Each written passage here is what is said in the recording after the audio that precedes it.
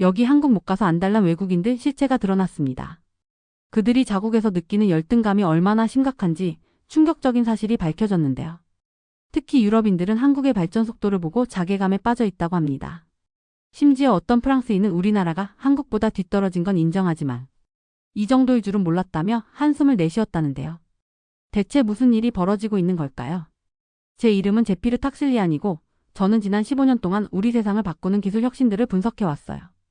그날 1월의 상쾌한 아침, 브루클린의 더갈 그린하우스에 서 있으면서 역사적인 순간을 목격하기 전에 느끼는 익숙한 전기 같은 기대감을 느꼈죠.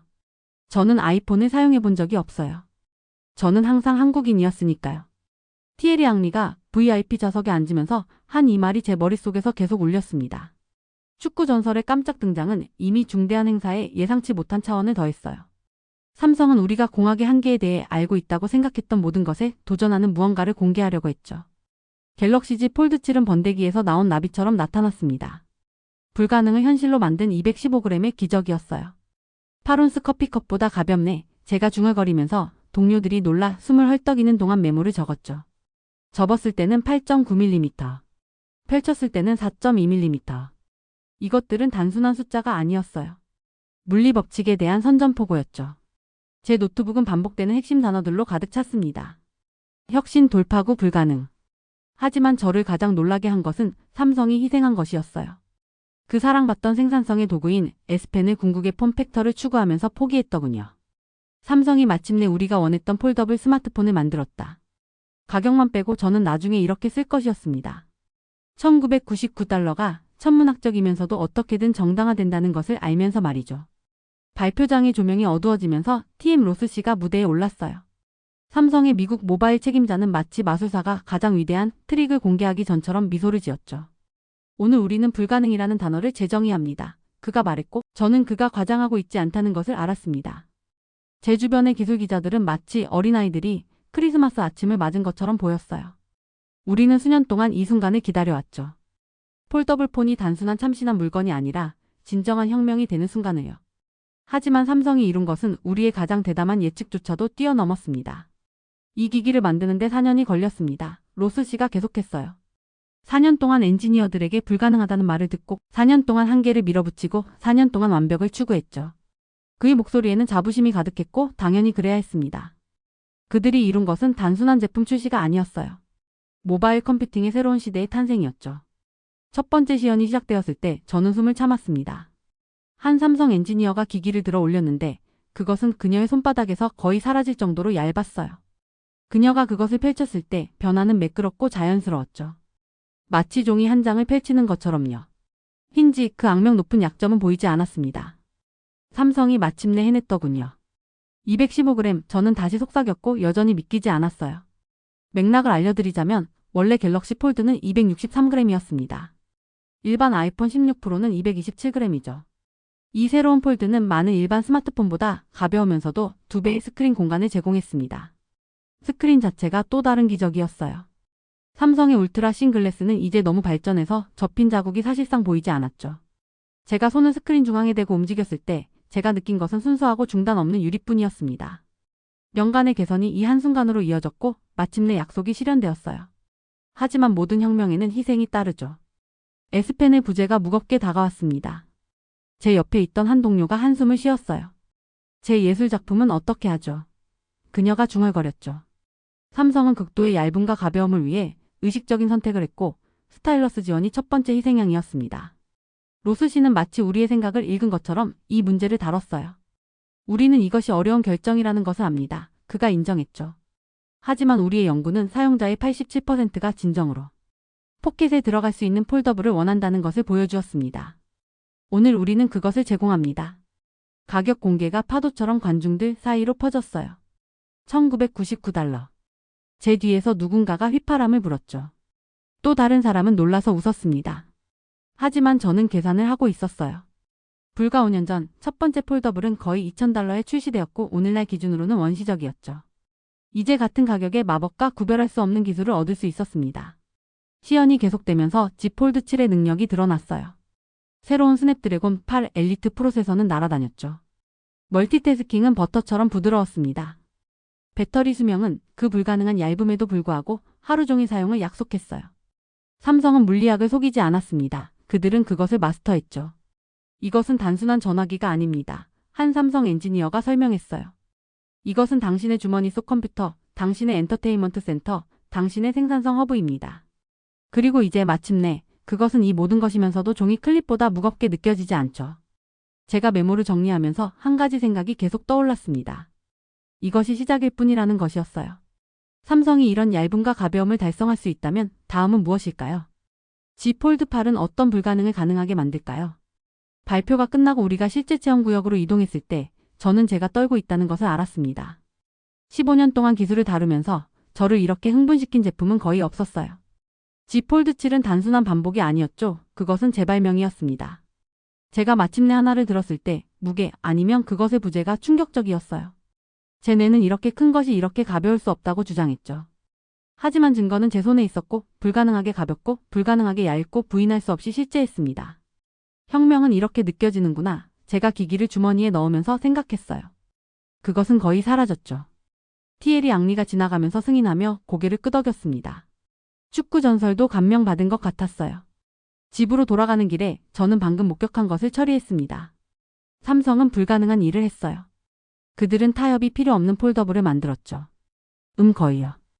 S펜은 놓쳤지만 손에 들고 있는 것은 너무 미래적이어서 쉽게 용서할 수 있었습니다. 제 리뷰는 스스로 쓰여질 것이었어요. 기술 세계는 Z 폴드 7과 그 이전의 모든 것으로 나뉠 것이었죠. 그리고 제피르 탁실리아는 그것이 일어나는 것을 목격하는 행운을 가졌습니다. 세상이 변하는 순간이었고 무게는 단지 215g이었습니다. 상하이를 방문한 건 브루클린 행사 3개월 전이었어요. 청푸지구에서 제가 목격한 광경은 지금도 악몽처럼 떠오릅니다. 화웨이의 렌추 R&D 센터였죠. 축구장 225개를 합친 크기의 거대한 기술. 요새에서 24,000명의 연구원들이 일사불란하게 움직이고 있었습니다. 미래는 미국에 없다고 뉴욕타임스가 선언했었죠. 빨간 트램이 연구원들을 실어 나르는 이 작은 혁신 도시를 바라보며 저는 그들의 충격을 이해할 수 있었어요. 이곳은 단순한 연구시설이 아니었습니다. 의도를 담은 선언문이었죠. 화웨이는 단순히 경쟁하는 게 아니라 기술 전쟁을 준비하고 있었어요. 삼성이 갤럭시 Z 폴드 7로 이룬 성과가 새로운 의미를 갖게 되었습니다. 단 1년 만에 26%나 얇아진 두께였죠. 이전 6년 동안 겨우 29% 줄인 것과 비교하면 놀라운 속도였어요. 이건 단순한 발전이 아니었습니다. 필요해서 태어난 가속이었죠. 물방울 모양 구조의 아머 플렉스 인지는 단순한 공학이 아니었어요.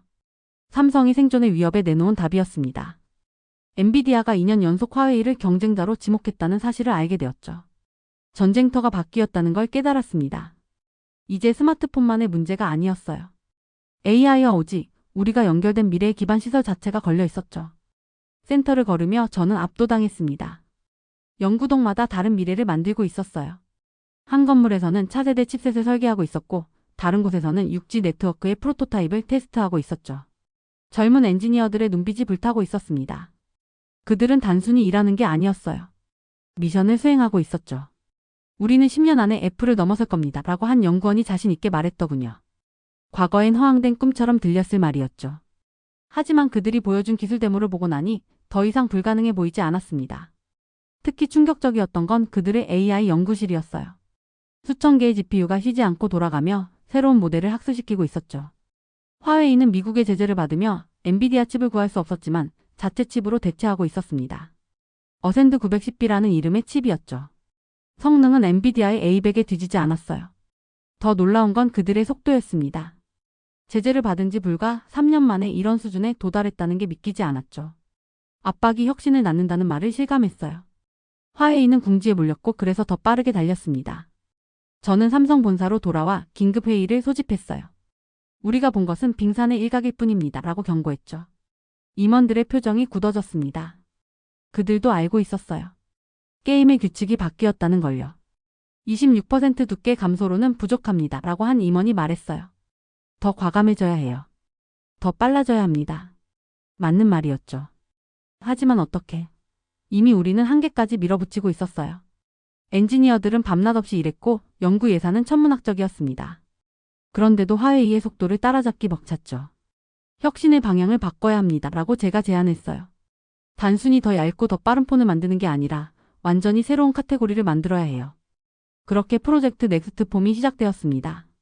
목표는 명확했죠. 폴더블을 넘어선 무언가를 만드는 것. 화웨이가 예상하지 못한 방향으로 도약하는 것이었어요. 연구팀은 미친 듯이 일했습니다. 롤러블 디스플레이, 홀로그램 프로젝션, 심지어 공중에 떠 있는 스크린까지 검토했죠. 모든 가능성을 열어두고 실험했어요. 실패가 일상이 되었고 성공은 희귀한 보석이 되었습니다. 그러던 어느 날 돌파구가 왔어요. 젊은 엔지니어 한 명이 투명 모드라는 아이디어를 들고 왔죠. 폰이 완전히 투명해져서 증강현실 렌즈처럼 사용할 수 있다는 개념이었습니다. 처음엔 SF 영화 같았어요. 하지만 프로토타입을 보고 나니 가능성이 보였죠. 이거야. 라고 외쳤던 기억이 납니다. 화웨이가 하드웨어 전쟁을 하는 동안 우리는 경험의 전쟁을 하는 거예요. 하지만 기쁨도 잠시 새로운 소식이 들려왔습니다. 화웨이가 비밀리에 진행 중인 프로젝트가 있다는 정보였죠. 코드명 드래곤 아이. 무엇인지는 아무도 몰랐지만 규모와 투자액으로 봐서 게임 체인저가 될 거라는 소문이었어요. 경쟁은 더욱 치열해졌습니다. 애플도 가만히 있지 않았죠. 팀 쿡이 직접 나서서 혁신의 새로운 장을 열겠다고 선언했어요. 구글은 픽셀 폴드의 후속작으로 놀라운 무언가를 준비 중이었고요. 이 모든 것을 지켜보며 저는 깨달았습니다. 우리는 단순한 제품 경쟁을 하는 게 아니었어요. 미래를 정의하는 전쟁을 하고 있었죠. 승자가 다음 10년의 기술 패러다임을 결정할 것이었습니다. 밤늦게 사무실에 남아 창밖을 보며 생각했어요. 상하이의 그 거대한 연구소가 떠올랐죠. 24,000명의 연구원들이 한 방향으로 달리는 모습이었습니다. 우리도 그들처럼 될 수 있을까? 아니, 우리는 다른 방법을 찾아야 했어요. 더 스마트하고 더 창의적인 방법을요. 크기로 싸우지 말고 속도로 싸우자고 팀에게 말했었죠. 그들이 거대한 공룡이라면 우리는 날렵한 맹금류가 되는 거예요. 그렇게 경쟁은 새로운 국면으로 접어들었습니다. 브루클린에서의 그 순간은 시작에 불과했어요. 진짜 전쟁은 이제부터였죠. 도쿄로 향하는 비행기 안에서 저는 창밖을 내다봤어요. 구름 아래로 보이는 일본의 모습이 점점 가까워졌죠. 제조사는 저를 이곳으로 이끌었고 삼성이 펼치고 있는 전략의 걸작을 목격하게 될 거라는 예감이 들었습니다. 공항에 도착하자마자 저는 곧바로 도심으로 향했어요. 거리는 활기찼고 곳곳에서 오직 광고판을 볼 수 있었죠. NTT 도코모, KDDI, 소프트뱅크, 일본의 거대 통신사들이 하나둘씩 삼성의 비전에 동참하고 있었습니다. 호텔방에서 노트북을 펼친 저는 최신 보도자료를 읽기 시작했어요. 삼성전자가 일본 이동통신사 NTT 도코모에 새로운 오지 통신 장비를 공급한다고 발표했다는 문장이 눈에 들어왔죠. 하지만 저는 이 기업 발표문 너머의 진실을 봤습니다.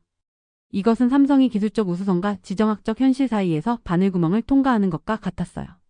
다음 날 아침 저는 도쿄 시내의 한 기술 전시회장을 찾았습니다. 삼성의 부스는 사람들로 북적였죠. 안테나가 통합된 기지국 장비가 전시되어 있었는데 그 모습은 정말 놀라웠어요.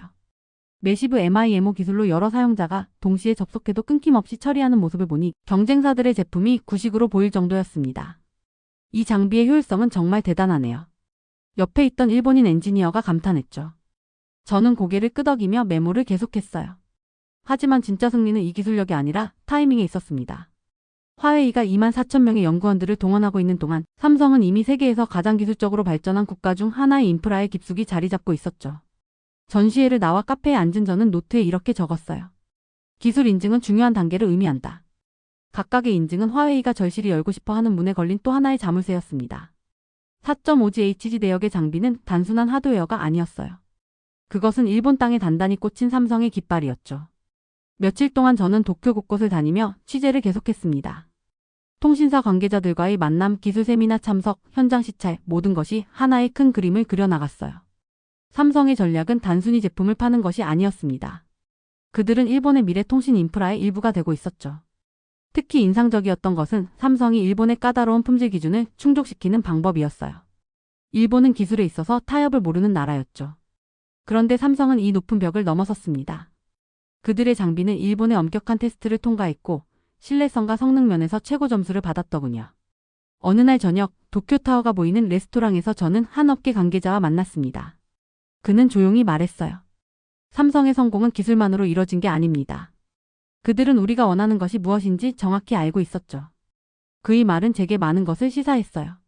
삼성은 단순히 좋은 제품을 만드는 것을 넘어서 각 나라의 필요와 우려를 이해하고 있었습니다.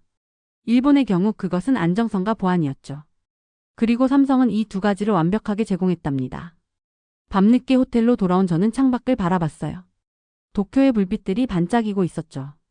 이 도시 어딘가에서는 이미 삼성의 오지 장비가 작동하고 있을 거예요. 사람들은 더 빠른 인터넷을 즐기며 미래의 기술을 경험하고 있겠죠. 저는 노트북을 열고 오늘의 취재 내용을 정리하기 시작했습니다. 일본 시장에서의 삼성의 성공은 단순한 비즈니스 거래가 아니다라고 적었어요. 이것은 글로벌 오지 경쟁에서 중요한 전환점이며 기술 패권의 판도를 바꾸는 결정적인 순간이다. 다음날 저는 NTT 도코모의 오지 테스트 센터를 방문할 기회를 얻었습니다. 거대한 시설 안에는 최첨단 장비들이 즐비했죠. 엔지니어들이 삼성의 장비를 테스트하는 모습을 지켜보며 저는 이것이 단순한 기술 협력을 넘어선다는 것을 깨달았어요. 우리는 미래를 준비하고 있습니다. 한 엔지니어가 자랑스럽게 말했죠. 삼성과 함께라면 그 미래가 더 빨리 올 거예요. 일본에서의 마지막 날 저는 시부야 거리를 걸었습니다. 수많은 사람들이 스마트폰을 들고 있었고 그들 모두가 곧 삼성의 기술로 연결될 거라는 생각에 묘한 감동을 느꼈어요.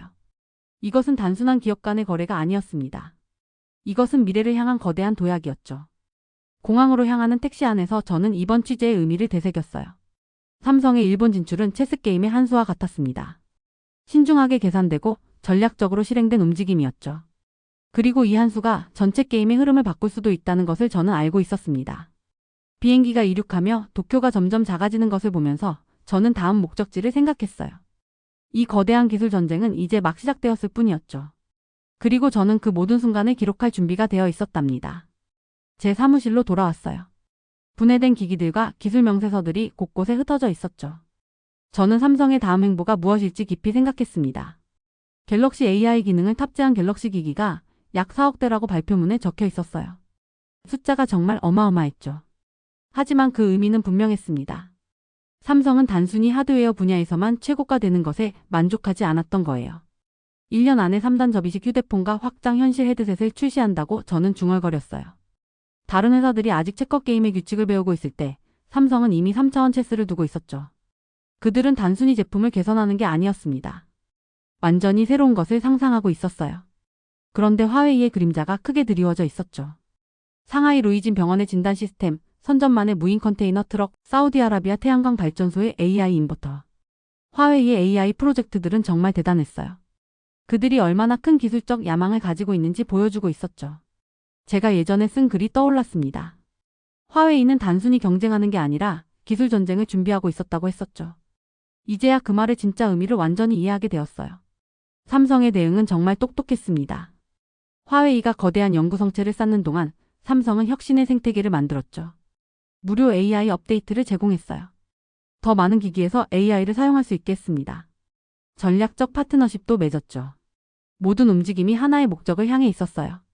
사용자들이 삼성에 의존하게 만들고 충성도를 높이고 무엇보다 중요한 건 추진력을 만드는 거였죠.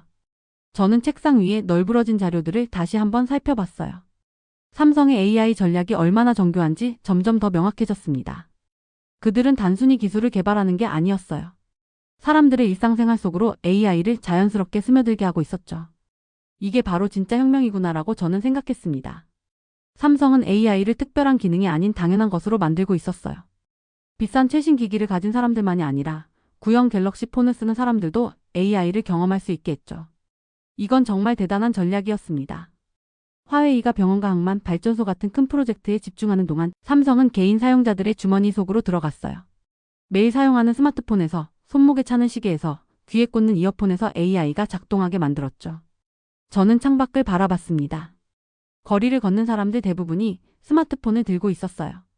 그중 많은 사람들이 갤럭시 폰을 사용하고 있을 거예요. 그리고 그들은 아마 모르고 있겠죠. 자신들이 매일 사용하는 그 작은 기기가 거대한 AI 혁명의 최전선이라는 것을요. 4억 대라는 숫자가 다시 머릿속에 떠올랐습니다. 그건 단순한 판매 수치가 아니었어요. 4억 명의 사람들이 삼성의 AI 생태계 안에 들어와 있다는 뜻이었죠. 그들은 매일 갤럭시 AI를 사용하면서 점점 더 의존하게 될 거예요. 그리고 그게 바로 삼성이 원하는 것이었습니다. 제가 분석한 자료들을 정리하기 시작했어요. 삼성과 화웨이의 AI 전략은 정말 대조적이었죠. 화웨이는 위에서 아래로 큰 것에서 작은 것으로 접근했어요. 정부와 기업을 먼저 공략한 다음 개인에게 다가가려 했죠. 반면 삼성은 아래에서 위로 작은 것에서 큰 것으로 나아갔습니다.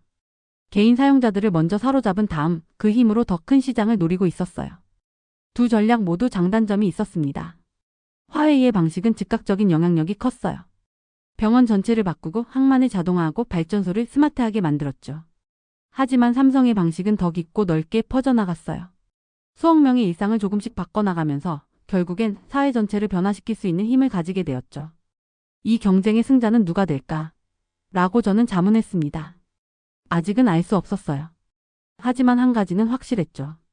이 AI 혁명은 이제 막 시작되었다는 것이었습니다. 그리고 삼성과 화웨이는 그 혁명의 주인공이 되기 위해 치열하게 경쟁하고 있었어요. 저는 마지막으로 제 노트북을 열었습니다. 이 모든 분석을 정리해서 보고서로 만들어야 했어요. 세상은 이 두 거인의 싸움이 어떤 의미를 가지는지 알아야 했죠. 단순한 기업 간의 경쟁이 아니라 우리의 미래를 결정할 수도 있는 중요한 싸움이라는 것을요. 타자를 치기 시작하면서 저는 다시 한번 느꼈습니다. 우리는 정말 놀라운 시대에 살고 있다는 것을요. AI가 SF 영화 속 이야기가 아닌 우리의 현실이 되어가고 있었죠. 그리고 그 변화의 중심에는 삼성과 화웨이가 있었습니다. 삼성 본사의 회의실에 앉아 있었어요. 창밖으로는 서울의 스카이라인이 펼쳐져 있었죠. 엔지니어들과의 인터뷰가 막 시작되려는 순간이었습니다. 그들의 표정에서 뭔가 무거운 것이 느껴졌어요. S펜을 포기해야 했습니다. 한 디자이너가 낮은 목소리로 말했어요. 그의 눈에는 수많은 밤을 지새운 흔적이 역력했죠. Z 폴드7을 만들기 위해 그들이 내려야 했던 결정이었습니다. 나는 조용히 고개를 끄덕였어요. 그 순간 내 머릿속에는 여러 생각이 스쳐 지나갔죠. $1999라는 가격표 뒤에 숨겨진 진짜 비용들이 떠올랐습니다. 단순히 돈의 문제가 아니었어요. 혁신을 위해 포기해야 했던 것들, 그리고 그 과정에서 치러야 했던 대가들이 있었죠. 모든 것에는 대가가 있다. 나는 마음속으로 되뇌었습니다. 이것은 단순한 제품 개발 이야기가 아니었어요. 더 큰 그림의 일부였죠. 회의실을 나와 복도를 걸으며 생각에 잠겼어요. 삼성이 일본 시장에서 성공을 거두고 있을 때 화웨이는 각종 제재에 직면해 있었습니다. 기술의 발전과 정치적 역학관계가 점점 더 밀접하게 얽히고 있었죠. 나는 수첩을 꺼내 메모를 시작했어요. 2021년 NTT 도코모와의 첫 계약부터 시작해서 2023년의 특허 라이선스 협정까지. 삼성은 차근차근 그리고 체계적으로 자신들의 위치를 구축해 나갔더군요. 전략적이다. 나는 속으로 감탄했습니다. 이것은 단순한 사업 확장이 아니었어요. 생존을 위한 청사진이었죠. 기술과 국가 주권이 뗄 수 없는 관계가 된 시대에서 살아남기 위한 전략이었습니다. 다시 사무실로 돌아와 컴퓨터 앞에 앉았어요. 화면에는 분석 보고서들이 가득했죠. 글로벌 통신 및 전자시장에서 최고 수준의 경쟁력이라는 문구가 눈에 들어왔습니다. 애널리스트들이 삼성을 평가할 때 쓰는 표현이었어요. 하지만 나에게는 그 이상의 의미가 있었죠. 이것은 단순한 시장 점유율이나 매출 숫자의 문제가 아니었습니다. 빠르게 변화하는 세계에서 살아남고 성장하며 주도권을 잡기 위한 싸움이었어요. 삼성은 최고 수준의 경쟁력을 유지하고 있다. 나는 보고서에 이렇게 적었습니다. 하지만 곧 중요한 단서를 하나 더 추가했어요. 하지만 그들은 결코 안주할 수 없다. 왜냐하면 상하이에 있는 24,000명의 연구원들이 밤낮 없이 일하고 있었기 때문이죠. 그들은 쉬지 않고 있었습니다. 새로운 기술을 개발하고 특허를 출원하며 다음 세대의 혁신을 준비하고 있었어요. 창밖을 바라보니 어느새 해가 지고 있었습니다. 서울의 불빛들이 하나둘 켜지기 시작했죠.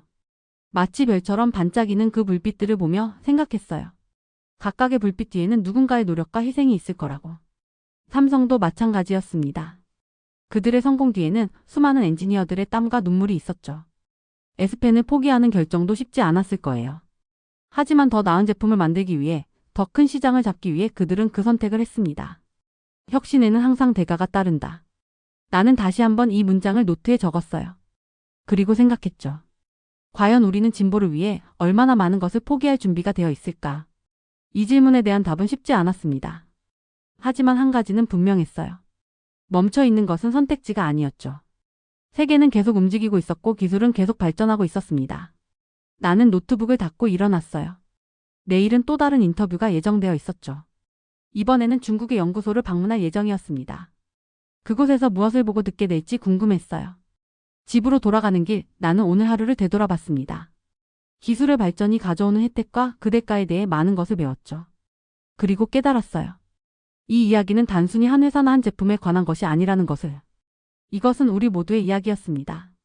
기술이 우리의 삶을 어떻게 변화시키고 있는지, 그리고 그 과정에서 우리가 무엇을 얻고 무엇을 잃고 있는지에 대한 이야기였죠. 진보의 대가. 나는 마지막으로 이 말을 중얼거렸어요. 그리고 생각했습니다. 과연 그 대가는 누가 치르고 있는 것일까? 그리고 그것은 정말 가치 있는 일일까?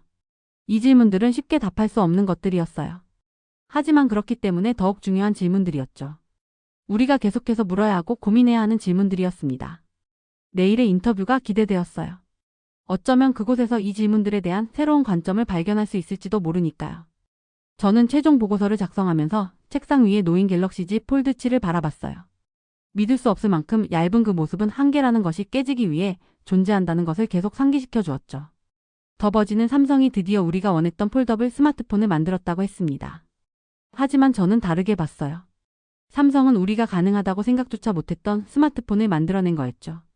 기술 패권을 위한 전쟁에는 최종 전투가 없었습니다. 끝없는 작은 전투들만이 있을 뿐이었어요. 커피 한 잔보다 가벼운 폴더블 폰이든 네트워크 효율성을 재정의하는 오지. 장비든 모든 돌파구는 동시에 승리이자 경쟁자들에게 더 나은 것을 만들라는 도전장이었죠. 지속적인 경계와 혁신이 필수적이다. 저는 이렇게 보고서를 마무리했습니다. 상하이 어딘가에서 서울 어딘가에서 실리콘밸리. 어딘가에서 다음 돌파구가 이미 모습을 갖춰가고 있다는 것을 알면서 말이죠. 갤럭시 Z 폴드 7과 삼성의 오지 승리는 종착점이 아니었어요. 목적지가 없는 여정의 중간 지점일 뿐이었죠. 오직 다음에 올 것에 대한 끊임없는 추구만이 있을 뿐이었습니다. 노트북을 닫으면서 티에리 앙리의 말이 떠올랐어요. 나는 항상 한국인이었다. 기술의 세계에서 우리는 모두 신중하게 충성을 선택해야 했습니다. 그것은 단지 우리가 어떤 기기를 들고 다니느냐가 아니라 우리가 어떤 미래를 만들어 가느냐를 결정하기 때문이었죠. 삼성은 물리학이 인간의 의지에 굴복할 때 무엇이 가능한지를 보여주었어요. 이제 문제는 다른 회사들이 그들의 성취를 따라잡을지가 아니라 언제 따라잡을지였습니다. 그리고 그때쯤 삼성은 또 무엇을 이루어 놓을지가 진짜 문제였죠. 미래는 코드와 실리콘으로 쓰여지고 있다. 저는 마지막 메모에 이렇게 적었습니다. 그리고 매일매일이 인간의 야망과 기술적 초월이라는 끝없는 이야기에 새로운 장을 더하고 있다. 책상 위에 갤럭시 Z 폴드 7이 은은하게 빛났어요. 마치 미래에서 온 유물처럼 말이죠. 하지만 저는 알고 있었습니다. 이것은 유물이 아니라 시작일 뿐이라는 것을요. 보고서를 제출하러 가는 길 복도를 걸으면서 생각했어요. 몇 년 전만 해도 폴더블 폰은 공상과학 영화에나 나오는 것이었죠.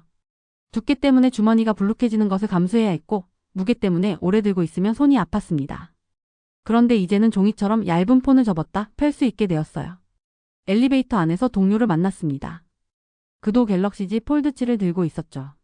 서로 눈이 마주쳤고 우리는 말없이 웃었어요. 같은 미래를 보고 있다는 것을 알았기 때문이었습니다. 사무실로 돌아와서 창밖을 바라봤어요. 도시의 스카이라인이 저녁 노을에 물들어 있었죠.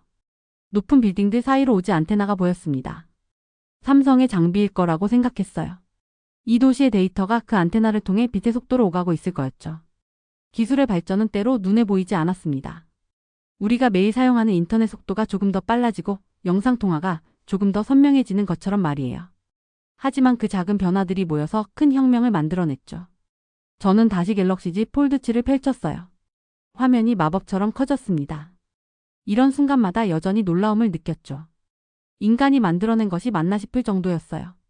삼성의 엔지니어들은 어떤 마음으로 이것을 만들었을까요? 수없이 실패하고 다시 도전하고 또 실패했을 거예요. 하지만 포기하지 않았죠.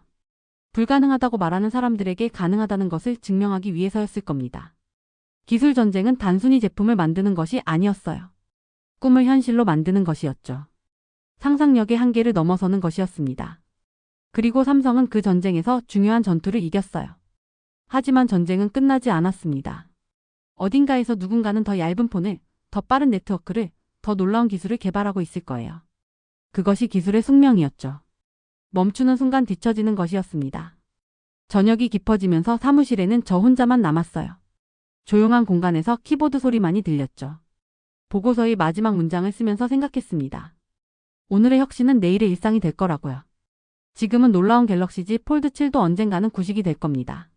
하지만 그것이 바로 진보의 증거였어요. 우리가 계속 앞으로 나아가고 있다는 증거였죠. 기술의 지평선은 끝이 없다. 저는 이 문장으로 보고서를 마쳤습니다.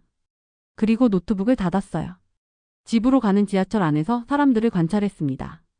대부분이 스마트폰을 보고 있었죠. 각자의 작은 화면 속에서 무한한 세계와 연결되어 있었어요.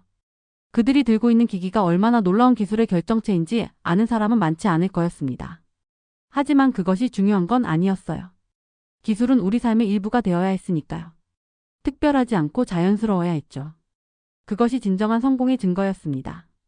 지하철이 한강을 건너면서 창밖에 야경이 펼쳐졌어요. 불빛들이 강물에 반사되어 반짝였죠. 마치 미래 도시 같았습니다.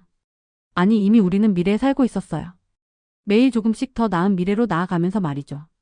집에 도착해서 갤럭시 Z 폴드 7을 충전기에 올려놓았습니다. 작은 LED가 켜지면서 충전이 시작되었죠. 내일 아침이면 다시 완충된 배터리로 새로운 하루를 시작할 거예요. 침대에 누워서 천장을 바라봤습니다. 오늘 하루도 기술의 역사에 작은 한 페이지를 더했다고 생각했어요. 그리고 내일은 또 어떤 놀라운 일이 일어날지 궁금했죠. 삼성이 보여준 것은 단순한 제품이 아니었습니다. 가능성이었어요. 인간의 상상력이 현실이 될 수 있다는 증명이었죠. 그리고 그 가능성의 지평선은 끝이 없었습니다. 잠이 들기 전 마지막으로 생각했어요. 우리는 놀라운 시대에 살고 있다고요. 매일이 새로운 혁신의 날이고 매 순간이 역사의 한 부분이었죠. 그리고 저는 그 역사의 목격자이자 기록자였습니다. 내일도 계속될 거예요. 끝없는 기술의 여정이, 인간의 도전이, 그리고 더 나은 미래를 향한 행진이 말이죠. 갤럭시 Z 폴드 7은 그 여정의 한 이정표일 뿐이었습니다. 더 많은 이정표가 우리를 기다리고 있었어요. 끝없는 지평선 너머에서 말이죠.